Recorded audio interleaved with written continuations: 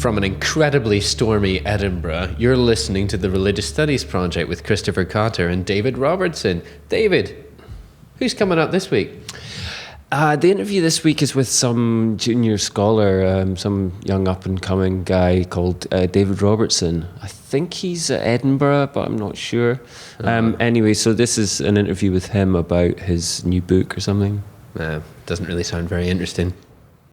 Area 51, Ancient Aliens, Endemic Child Abuse at the BBC, Reptilians, Watergate, 9/11, Renegade Preachers Rising from the Dead, the Grassy Knoll, the Da Vinci Code, Hydra, Climate Change, the Moon Landings, Satanic Ritual Abuse, the X-Files. The popular imagination is rife with stories of secret plans and cover-ups, agencies working behind the scenes, grand plans carried out without the knowledge of the unsuspecting masses, lies, deceit, and an elect few who know the truth. Sometimes, stories which at one time seemed far-fetched receive widespread acceptance and become the hegemonically accepted norm. At others, they remain the preserve of relatively small groups of nutters and become designated as conspiracy theories by those who have the power to do so.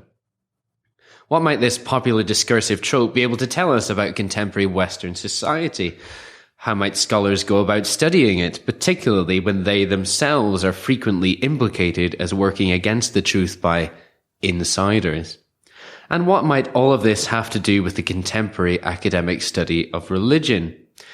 To discuss this tantalizing subject, we're joined today by a scholar who's no stranger to regular listeners of the Religious Studies Project, Dr. David Robertson. David is co-editor-in-chief of the Religious Studies Project, a committee member of the British Association for the Study of Religions, and co-editor of the recently relaunched journal Implicit Religion. He teaches at the University of Edinburgh and has published widely on new religions, millennialism, conspiracy theories, and critical theory. He recently guest-edited a special issue of Nova Religio and is the co-editor of After World Religions, Reconstructing Religious Studies. And today, we're largely going to be discussing his monograph, UFOs, Conspiracy Theories and the New Age, Millennial Conspiracism, published by Bloomsbury in early 2016. So first off, David, welcome to the Religious Studies Project. Well, thanks for inviting me, Chris. It's great to finally be here. I'm a big fan. This is going to be incredibly odd for us listeners. It is. I'm getting a taste of my own medicine. It's fantastic.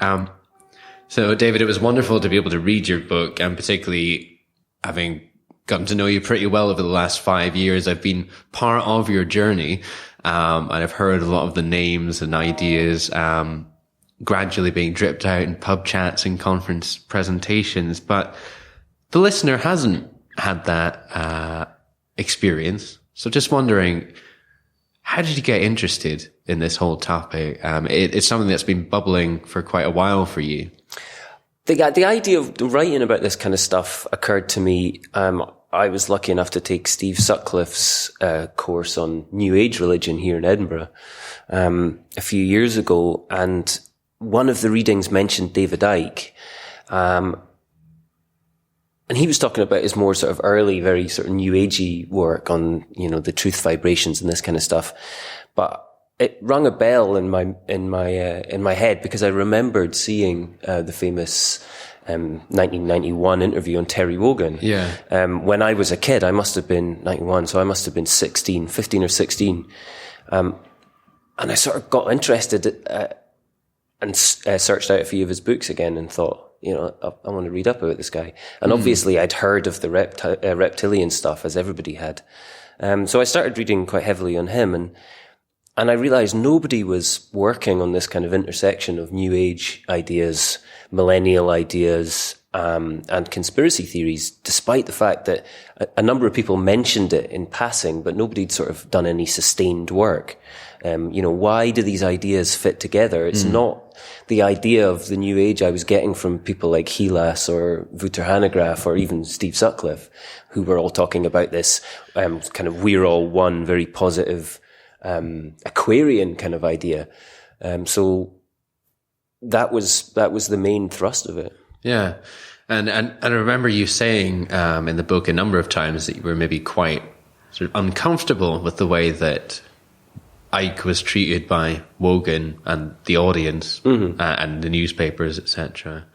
Yeah, I thought either this guy's mentally ill, he's had some sort of a breakdown, or he's had some sort of religious awakening. Obviously, when I'm 15 or 16, I'm not starting to problematize the difference there.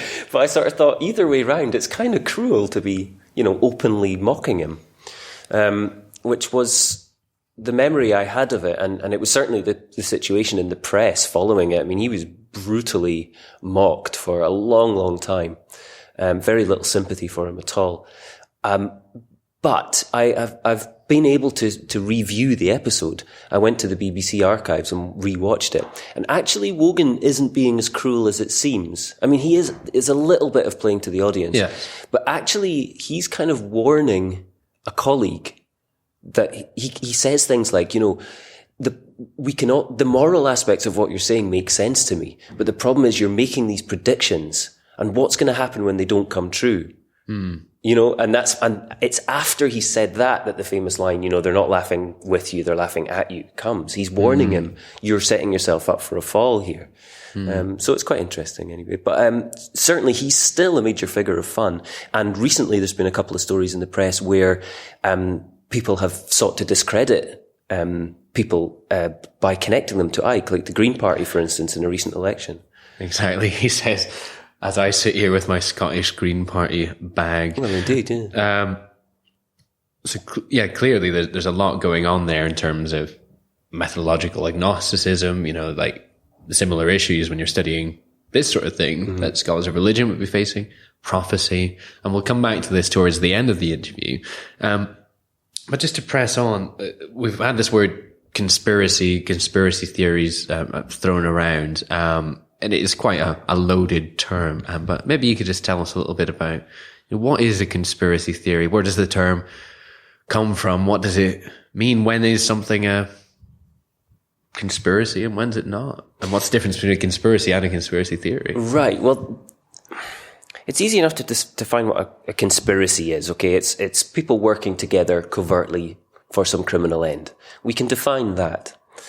But the idea of what a conspiracy theory is, it can't simply be any theory that posits a conspiracy. There's more to it than that. And the clearest example I can give of that is, for instance, the 9/11 attacks. Okay, so there's two main theories. One is that Al-Qaeda did it, and the other is that the American government in some way did it. Yeah. Now, both of those are conspiracies. Mm-hmm. But only one is a conspiracy theory. And what's the difference that, Yeah. So what makes one, is it because one's true and one's not? What? That is the impression that people would like to give. It's that one is at the moment considered illegitimate and one is considered official. So a conspiracy theory is something which is against the norms or, sometimes the official statements of the elected government or whatever. Now, the interesting thing here is that things can change then. So, for instance, the Watergate hearings or, allegations of paedophilia against particular people have been conspiracy theories for many years. And then, it's been found out that they were true. Or the use of drones in the Middle East is a very good example of this recently. Now, the interesting thing is that at that point, they cease to be conspiracy theories. Therefore, a conspiracy theory is always by its nature unproven. The moment you prove it, it's no longer a conspiracy theory. So a conspiracy theory is it's essentially a term which is used to marginalize certain narratives. And let's put it that way. So that is connected to why you prefer the term, perhaps, conspiracism. Yeah, I talk about conspiracism, and I actually get that term from Michael Barkin, from his 2000... I think it was published in 2001. No, 2005 initially. A Culture of Conspiracy. And the idea of conspiracism is that we're not analysing these particular individual narratives, America did this or aliens did this. The idea is that conspiracism is a worldview built on the the seeing of conspiracies. So a conspiracist assumes that conspiracies are the major motivating factor behind events in the world, in the same way that a Christian sees God as the fundamental motivating factor behind history. So that's the idea. It's to take away from analysing the truth or not truth of each of these individual kind of narratives, but rather try and work out how those views work as those individual narratives work as an overarching kind of worldview. That's the idea. And analysing it discursively then. Yes, indeed. And we'll come back to that later, and listeners can listen to your interview with Copy von Stuckrad to get more on your discursive methodology. Just pushing on then, your research, it connects a lot of dots, to use Ike's phrase, with sort of New Age, Aquarian conspiracies, the Cold War. If you could maybe just tell us, before we launch into your case studies and the crux of your research, what's the historical context here? The Cold War is very much the kind of historical context. So you have this explosion of kind of new forms of religion, kind of things which would lead to things like Wicca, but also more diffuse ideas, New Age stuff, popular spirituality, following the Second World War, really. So you've got at one side these new religious groups or groups with a seeking to reform society in some way, so alternative kind of communities growing up. Findhorn being a very famous example in the north of Scotland, of people trying to find new ways of living, often drawing on Eastern mysticism, or a kind of post-theosophical writing, so particularly people like Alice Bailey, but also on the new UFO lore, which is coming out of the US. Now,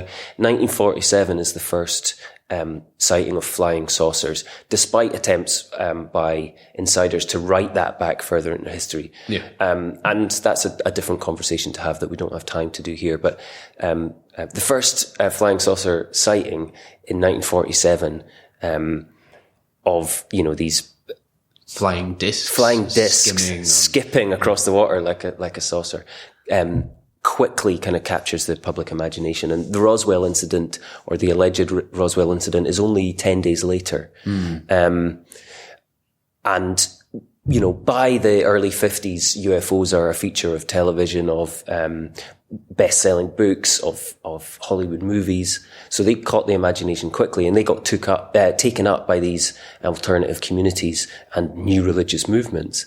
But at the same time, you've got this Cold War kind of situation emerging. So you've got antagonism between the East and West. You've got a large intelligence community in the US, which is suddenly cast adrift, right? So there's a large network of people who have really not very much to do but find kind of hidden agents. They're looking for trouble, essentially, and they tend to focus on communists, on these sort of communist agents, infiltrators working within the government and within Hollywood, and the whole McCarthyism then grows out of that. So increasing antagonism between the official line and people looking to subvert it. 5 years of fear of being attacked, turning in on itself, and that kind of, people found that difficult to stop quite clearly. But also there'd been a great rush of new technology coming out. So people have got this fascination with how technology was both potentially transformative, but potentially destructive as well. We're talking 18 months after Hiroshima. And all of these things kind of mix together into this melting pot of religious ideas, concerns about violence and technology, fetishization of technology, but also a large intelligence network who are looking for threats within society. And there'll be a certain amount of apocalypticism coming with nuclear threat. Absolutely, yeah. But the Cold War ended. And I know we'll come back to this later probably, but what impact did that have then on this sort of UFOs and... By the end of the Cold War, let's say about 1990 for ease of argument, there's a number of dates we can do, but 1990 works roughly. The UFO narrative had long become untethered from the Cold War idea. Initially, most sightings of UFOs were identifying what they thought was experimental military craft from whichever side. Okay, so both Kenneth Arnold's initial sighting and Mac Brazel's Roswell, both of those were reported as being military hardware, not extraterrestrial beings. The extraterrestrial narrative had continued and developed through the 70s and 80s. So by the end of the Cold War, almost everybody thought that UFOs were either extraterrestrial craft or some sort of spiritual craft, or often a combination of the two. So it didn't really affect UFOs too much. What it did affect is the way that conspiracy narratives worked, because now they were no longer tethered to kind of communism or these kind of specific kind of racial conspiracies. You know, the kind of thing that the John Birch Society was preaching in the 60s and 70s.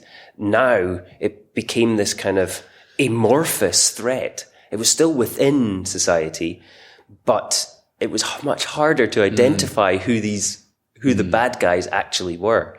And so we get a lot more talk about these kind of amorphous groups like the Illuminati or, you know, these kind of hidden threats that were so hidden that most people didn't even know they existed. Absolutely. So connected quite strongly with narratives of globalization, consumerism, etc. And you dealt well with that curveball that I threw you there. Apologies for that.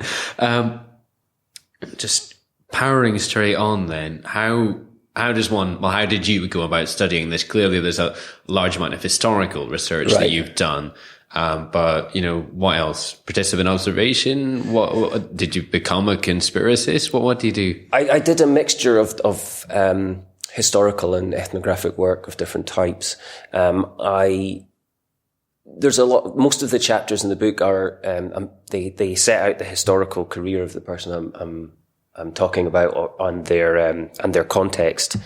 And then I use ethnographic research. The point of the ethnographic research for me was to step away actually from the individual. And, you know, what David Icke is writing at one point is one thing, but how those ideas are interacted with and utilized on the ground was what I was hoping to achieve with ethnography. The problem I had was that most of these groups are relatively kind of amorphous in that, you know, they're based on the internet and sometimes in magazines, podcasts and these kind of things. So I decided that rather than write this kind of the traditional way of doing ethnography where you go to lots and lots of events and then you write this kind of essentialized version of it, was to just be completely honest and write that this is one kind of gathering that I'm going to. But I added to that by following websites, following the discussion boards, following podcasts. So I was listening to an enormous amount of podcast material, maybe 3-4 hours a day, you know, to follow the development and the interaction with the ideas and the way that the networks crossed over and things like that. Yeah, so a lot of complicated mapping there. And readers who are interested, the sort of chapters 4 to 6 of your book are really quite in-depth treatments of Whitley Strieber, David Icke, and David Wilcock. Yeah. And those names will maybe come up when we get now to the sort of crux of your argument. But just to flag up that sort of very, very nice sort of first-person ethnographic writing in there was very easy to read, but informative at the same time. So we're going to have to speed on to, you know, sort of what does this matter? You know, what are some of the conclusions that you'll be able to get out of all this? One of the key points that you raise is to do with sort of Bourdieu's notion of capital. So you describe how Bourdieu has notions of symbolic capital, and is it economic capital? Is it? Yeah, that's the crux of it. Yeah, but you're adding in a third. A third axis, which is epistemic capital. I actually took the idea from Mayton. I can't remember the first name right now. the idea being that epistemic capital is not... So economic capital is what you have. Yeah. Symbolic capital, or it's got different names, is what you know. Epistemic capital is how you know what you know. Right. So the idea being that the way that these people are achieving, are building up capital and therefore, winning the game of the field is through epistemic capital. They're accessing a broader range of ways of knowledge than your average person, right? Yeah. So the reason that they see through the illusion is that they have broader ways of knowing than the ordinary person in the street. Okay. And I identified these different kind of epistemic strategies that are used. And a couple of them, are what listeners will be fairly familiar with. Then you call them the scientific and the traditional. Yeah, and I think those are the major ones that we're familiar with and the ones that are most appealed to. And this isn't just conspiracy theory. This is Absolutely. kind of everybody, right? This is the point. We will often appeal to scientific epistemic authority, but often, in fact, we're appealing to traditional, right? So this is what the fact is because I've been told by somebody else, basically. But also things like government systems, royalty, traditions like marriage, religion, most social rules are based on tradition rather than any kind of scientific rationalism. I would then add to that experiential is of major importance, particularly in these kind of conspiracy world, but for everybody, Yeah, David Hume even, what do we know? It's what we experience. Right, yeah. I know it's true because it happened to me. And, if you follow any kind of conspiracy writer for long enough, you'll see that it's whistleblowers saying this, or here's a person who was abused by satanic groups or whatever. It's all eyewitness testimony. Now, of course, eyewitness testimony is notoriously unreliable, and it's easy to show how unreliable it is.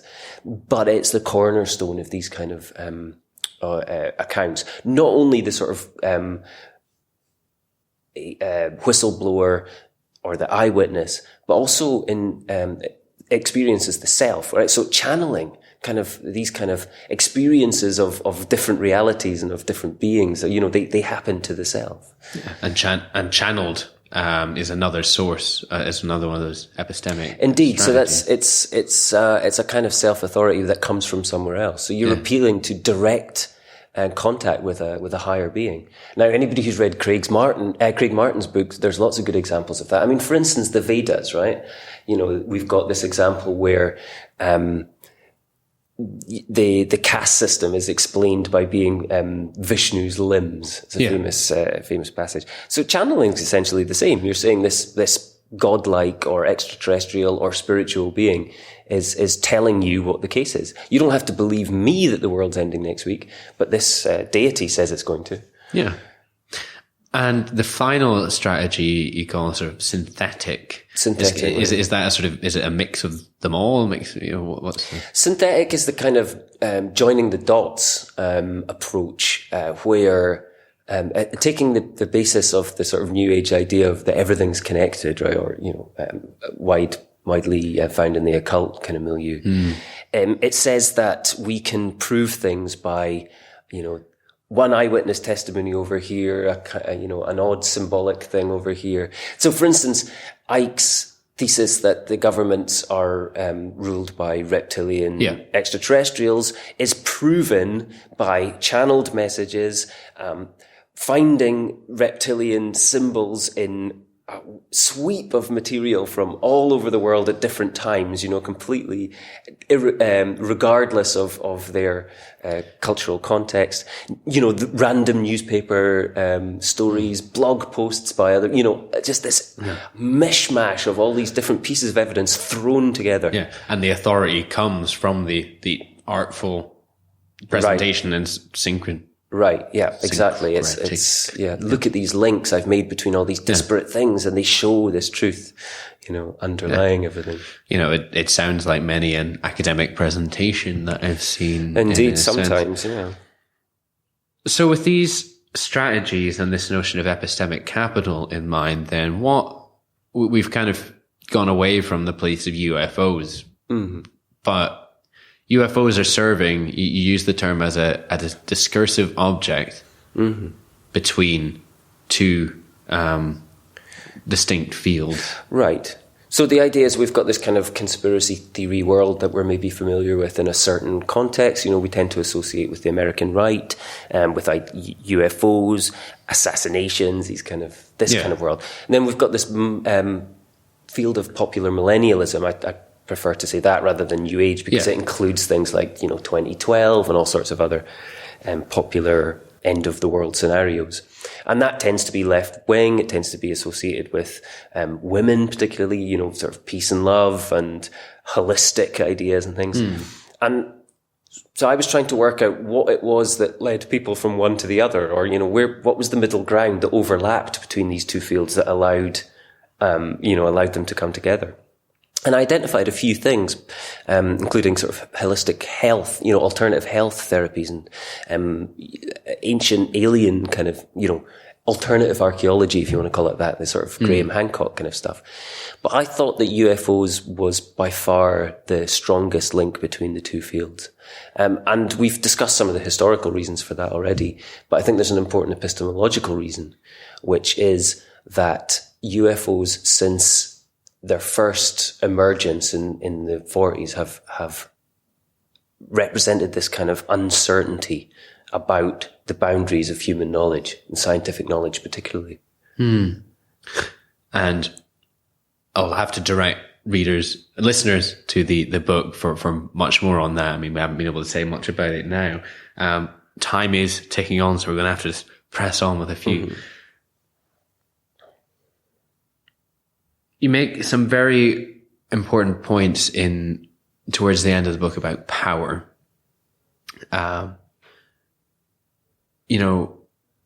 We have individuals who get involved in this sort of conspiracist milieu. What are they doing? Why are they doing that? What do they gain from it? What have you been able to see from your observations? I think there's a lot of different things going on. I mean, in terms of power on an individual level, it's gaining epistemic capital. It's being in the know. And for a lot of these people, they're not rich, they're not powerful, they don't have much cultural impact directly. But what they can claim is epistemic capital, right? They know more than the average person about what's going on and the truth of the world. They've seen the man behind the curtain. Yeah. So that's what they gain, is they can gain this kind of knowledge, that they see what's going on more than your ordinary person does. And that's exactly the same kind of mechanism that we see going on in religions as well.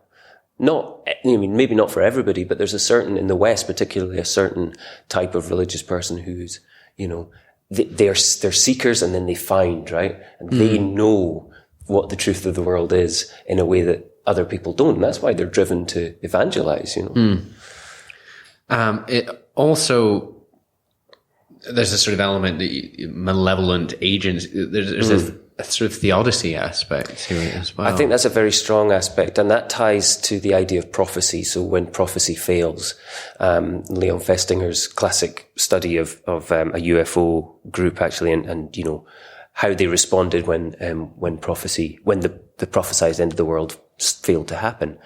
And I think we can add a new mechanism to, or a new strategy to avoid cognitive dissonance, as he puts it, which is that we can identify a malevolent counteragency working against the prophecy, okay? Yeah. So although the prophecy describes the way that the world should be and is, but at the same time there's this enemy who's fighting against that. So, you've got the UFO group doing good work on one side, but you've got this vast network of people who don't want the age of peace and love and plenty to come. Yeah. They're working against it. Exactly the same way as we see the devil working, or any other kind of malevolent agency. So that's a really nice segue to the questions which always have to be asked in RSP podcasts of, why is all of this relevant to religious studies? You could have been studying conspiracist narratives and ideas without ever bringing in the term religion. And indeed, you don't bring in the term. I don't, no. You have to discuss it in the book, but you sort of discuss it and set it to the side. But why do it within a religious studies framework other than that you were within one anyway? Well, partly the obvious answer is that because it ties so closely to these millennial ideas. And I've long been interested in the way that the academy looks at kind of millennial ideas and popular millennial ideas, for instance. It doesn't take long to see that new religions, popular religions, these kind of things are pretty marginalized in the academy, when they're looked at all. And I'm very keen to historicize the emergence of these things. There's a traditional way of looking at them as though they just spring from the skull of Athena in the 1960s, as if from nothing. But I don't think that's the case. I think the dynamics that produced them, whilst culturally specific, it's not this bizarre new outflowing of religious innovation. I think it's just another example of people bringing in new developments, political developments, technological developments, historical events into a framework that helps them conceptualize the world. And that's, and this is kind of probably where our work crosses over. I don't think we need to put this aside as religion and this is conspiracy theories. Rather, these ideas and these narratives are all entangled in people's lives. Yeah. And the academy ignores these at our peril. But at the same time, it's this issue of power. Who decides what we can call religion and what we can legitimately study in the academy? And it is the case that these ideas are still, I get a lot of criticism and a lot of resistance to these kind of ideas being taken seriously in the context of, a proper university with, we train ministers. Yeah. So, on the one hand, there's kind of that, there's an element of saying, well, here's a group of understudied phenomena which should be studied, and sort of elevating them in that sense. But there's also a deconstructivist element. You have some reflections at the end of the book about, maybe reformulating the whole academic study of religion in a way that would allow incorporation of a much broader set of phenomena.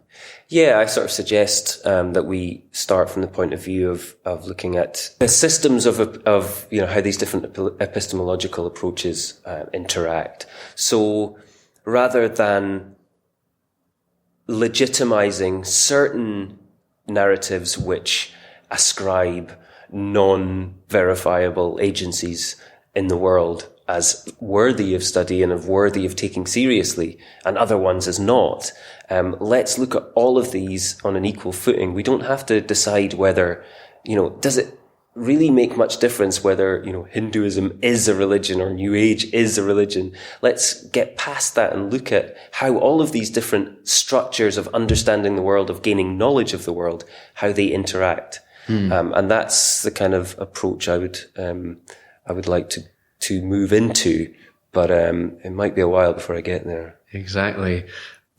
On a final note then, might be a while before you get there. I mean, what's next for you in this area? And if you care to make some predictions that admittedly might fail, but about the future of this area of study. At the moment, it's still a very sort of nascent subfield. The Nova Religio issue I did and my monograph, I think, are helping to drive that forward. And at the moment, I'm working on Handbook of Religion and Conspiracy for Brill, which I'm co-editing with Asbjørn Dyrendal and Egil Esprim.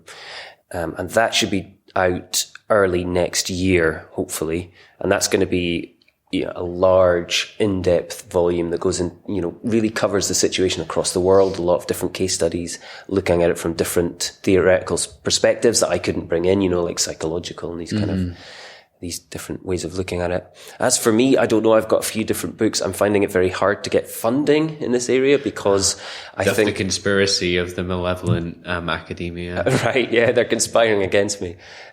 Not many people are interested in covering this in religious studies departments because it's not religion, and most of the people who are wanting to fund it from a political point of view are looking to counter extremism. Yes. And so my work is a bit too apologetic for them. So who knows? I don't know. I've got a few different ideas, but we'll see what pans out. It might be something that comes out as less of an academic project and more of a sort of semi-popular book. But we'll see what happens. Well, we look forward to that. And so, listeners, do check out the book. Do check out David's website, which is davidgrobertson.wordpress.com. Correct, yes. Where you'll find updates on all of this and interesting links from time to time to where conspiracism comes up in other research and in the media. And it's been a pleasure to have you on the Religious Studies Project. Thank you, Chris. Thank you. Well, that was fun. Yeah. Yes, fun. I'm looking forward to, hearing the sort of applause that will be coming from our audience after that interview. It was quite a fun experience recording that. It was in this same room about 3 or 4 weeks ago. Indeed. I'm looking forward to the response this week. Yeah, it's going to be one of the first bits of kind of public feedback you'll have had on the book, I guess. I've had 1 review and 2 interviews so far. Yeah. Well, this is the 3rd, so 3 interviews. Right. Yeah. Well, obviously this is the best one, of course. This is the most in-depth and the most theoretical. Yes, Yeah. certainly. Good. This is the problem with doing controversial work, is that people want to talk about the controversies, not the theoretical aspects of it, but never mind. Yeah, and I can assure people that if they do go to the book, they'll get all the juicy controversies in there as well.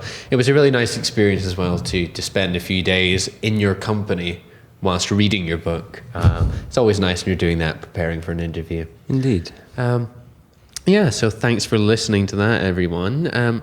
Next week, we've got a couple of good friends of mine on the podcast. We've got Dusty Hosley, who is at UCSB, and he's speaking to one of their newest professors, is Joe Blanco. And I met Joe in Frankfurt about 1.5 years ago.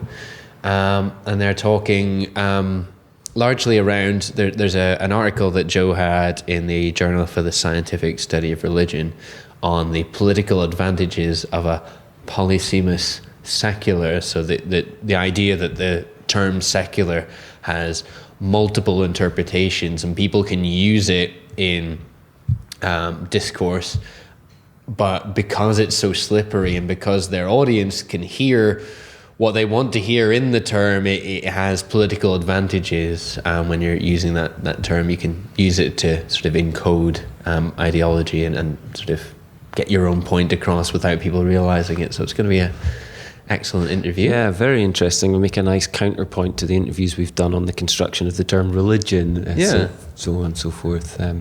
Tim Fitzgerald and people like that. Excellent. So, as always, we're sponsored by the British Association for the Study of Religion and the North American Association for the Study of Religion. And if you've been getting our emails, you'll see that our MailChimp service is provided by the Australian Association for the Study of Religion. And if you aren't getting those emails, maybe you should. Maybe you should. If you don't want to receive emails, although it's, for some people, that's the handiest way to do it, there are other ways to get the program, of course. You can subscribe via RSS, but you can also subscribe using our Facebook page. You can follow us on Twitter. You can follow us on Google+. You can find the podcast on iTunes, on YouTube, and that's probably it. But that's quite a lot. Don't forget, though, if you do use the show, don't forget to use our Amazon affiliate links. That's amazon.com.uk and .ca if you're in Europe, well, Britain, North America in general, including Canada. They really help us out a lot. We get, basically, it forces Amazon to give a little bit of the money they make from anything that you buy, not only products featured on the program, but anything. It makes them give a bit of their profit to us to support, this independent, free at the point of view service. We're so generous, aren't we? Yeah. I'm done for today, I think. Should we just say thanks for listening? Nah.